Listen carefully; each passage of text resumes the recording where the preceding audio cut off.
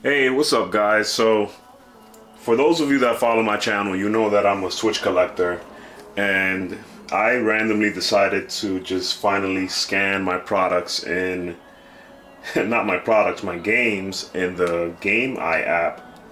And if you don't know what that is, the Game Eye app basically lets you scan your collection and helps you track all of your collection. And I'm sorry about the angle here, but yeah, I figured, why not make a video while I'm doing this and, kind of just share a little bit about the journey while I'm here and just talk some Switch while we're in the last year of the Switch. So, honestly, the Switch for me has been awesome because it's what got me back into gaming, honestly, around 7 years ago.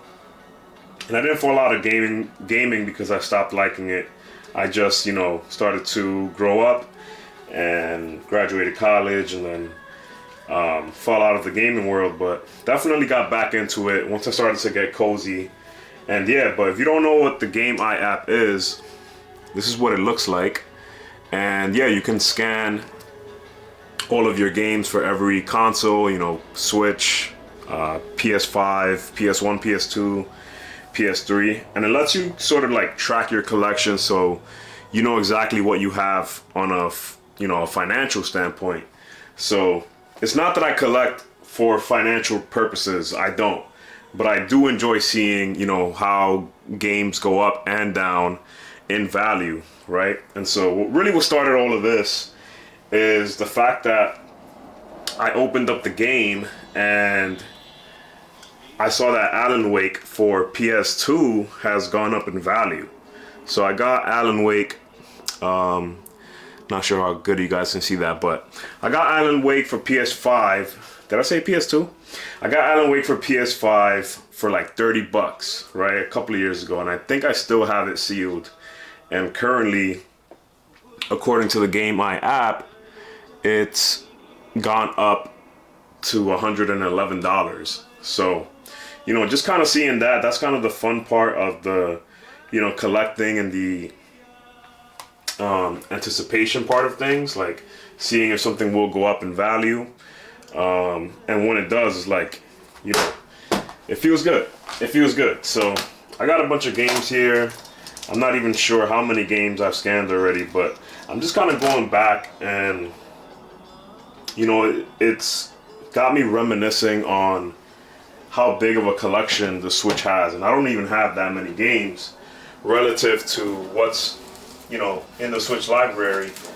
But through the years, like, there's been a lot of gems that have dropped on the Switch, right? So, like, I still have this sealed. Still have this one sealed, so it's nice to come back to that. But in the beginning, like, a lot of the games I picked up was, a lot of the core, right? Like, you need these, some essentials, things like that, things like this, and now this game is actually being delisted, and we know Sega's gonna bring it back and all that kind of stuff.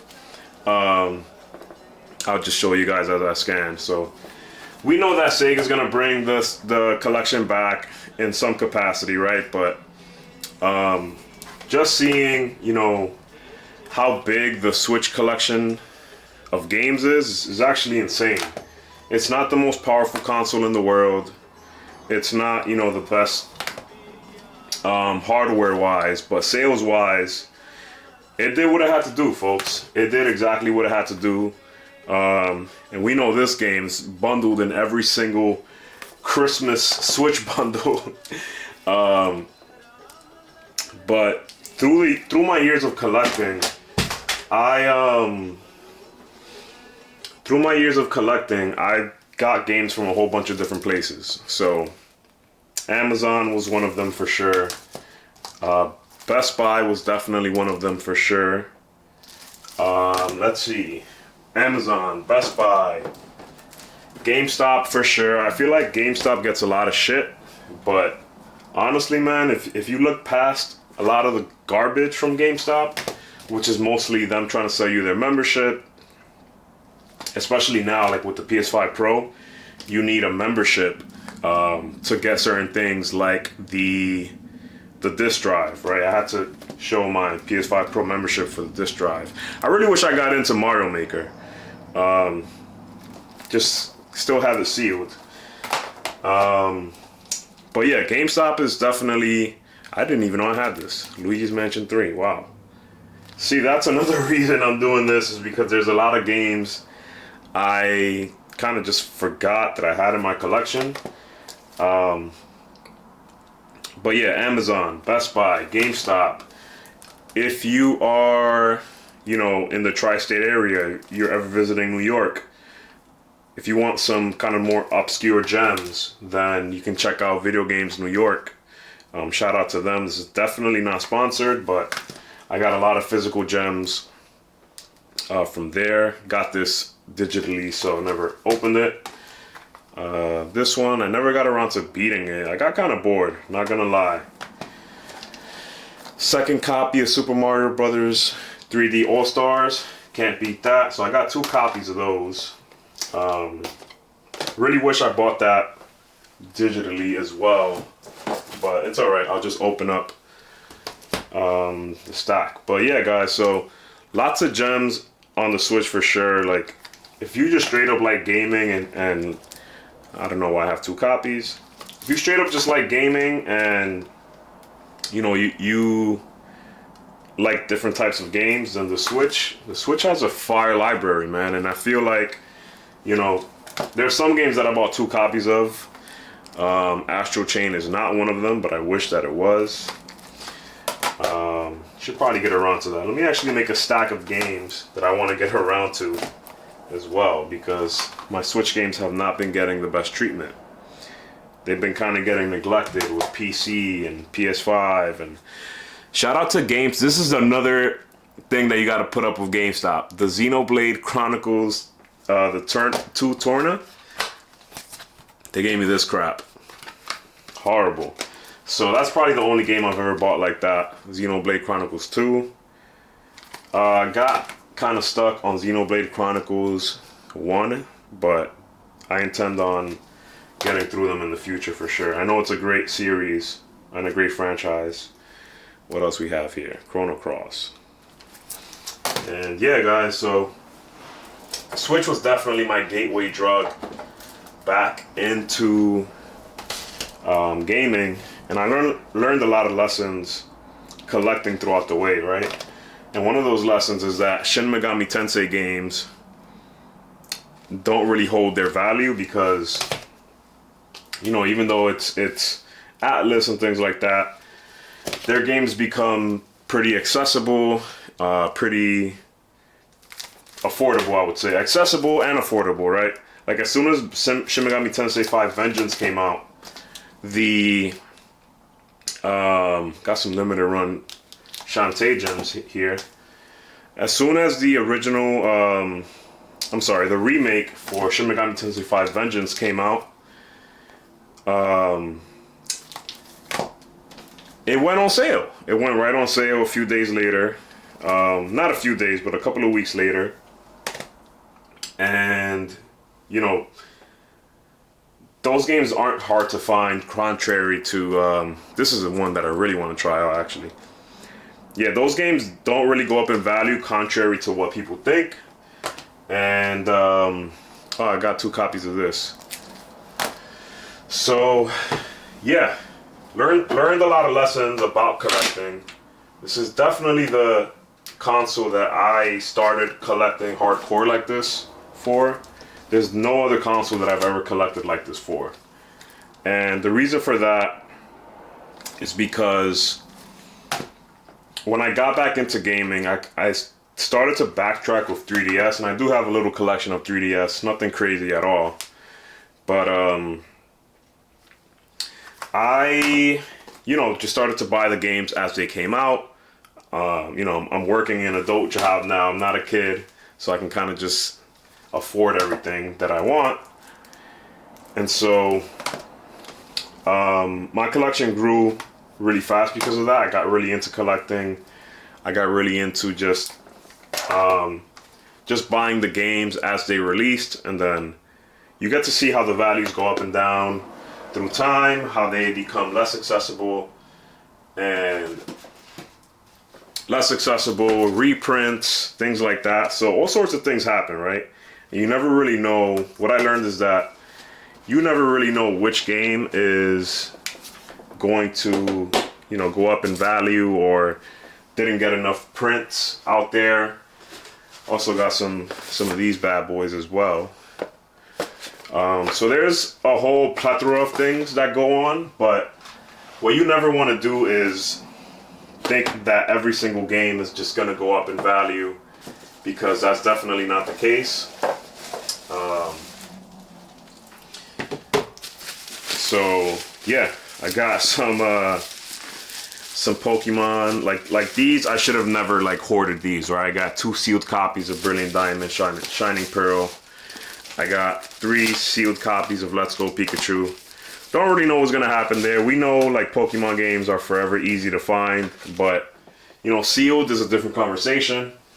And if you want to at least play the right way in terms of like things holding value, you want to buy it sealed, you want to keep it sealed, and just give it time. Like don't wait for something to go up or down in value. Just give it time. And this is a really funny one. I got this one from Walmart. So another one from Walmart. Not sure where I got this from. Maybe GameStop. I think I got this at Walmart as well. Let's see. This was on Amazon on sale, Wonderful 101. I think it's like a Pikmin knockoff. This was from GameStop. Don't know why I have so many Ice Ages, but maybe I'll give them to some kids one day. BioShock. But yeah, guys, my point of this video was just to kind of like show you guys a little bit of my collection here. I'm honestly appalled that I have collected so many games. I've never collected this many games for any console in my life. Oh, another copy of Xenoblade Chronicles 3. What do you know? But it's fun, man. It's fun. I've collected because I've always, you know, been into gaming, and I like to definitely show love to the physical side of things, right? So like the publishers, it helps when you buy physical games and stuff. But I also, you know, on the other side of things, I like the artwork side of it, right? Like when you buy something, you're getting a physical copy that has its artwork. Mostly the indie titles are the ones that would include like some goodies in there. So I think that the indie publishers are, you know, kind of like just keeping in mind that people still do like to collect. Obviously you have your limited run games folks that take 3 years to ship you your stuff. But yeah, I think this game was like super cheap all the time. But I mean, who knows what physical and, you know, physical publishing, physical collecting is going to be like. We're obviously ramping into like heavy digital, the digital phase of gaming. Publishers don't, or console companies don't want to, you know, keep pushing out physical games that much. They want to move straight to digital because they make more money.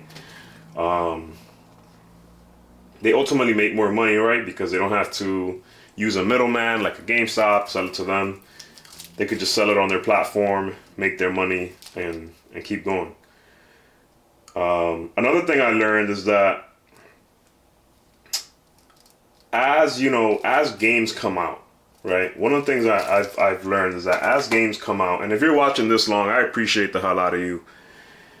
And definitely like, comment, and subscribe. So here's one thing I learned, right? Here's a big thing that I learned with physical collecting is that as games come out, right? And you have your game. There are different publishers out there. These publishers, they're definitely like competing against each other, right? It's like two gas stations across the street from each other.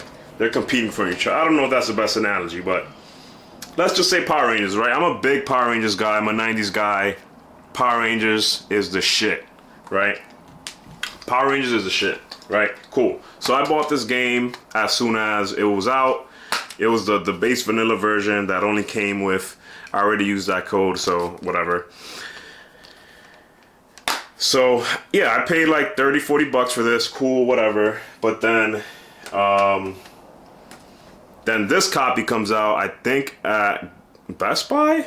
Yeah, so Best Buy comes out with a limited run version of the game, Power Rangers Battle for the Grid. So basically, publishers will come out with their own copy of a game, whether or not the game has already come out physically for the Switch under a different publisher. They'll still push it out under their own, like we see with, you know, these two Power Rangers games. So made by two different publishers. As you can see here, this is where the publishers are printed on. So there's definitely reprints, not just across the same game, but different publishers, if that makes sense. And that is something that kind of just throws everything off in terms of different games having value and stuff like that. But, you know, is it really a big deal? No, but it's definitely something to point out. I think the same thing with the Scott Pilgrim games. I think there was a limited run version and there was another version.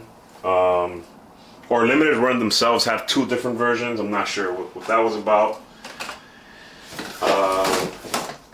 Yeah, you know somebody was really collecting if they have one of these bad boys. If you have one of the big box Let's Go games, then you've been here since day one. Congratulations, you won. And some of my more, some other day one games are the Sonic Mania game. We got the double pack for Scarlet and Violet, which is cool. So, like the artwork side of things, physically is definitely a plus right there.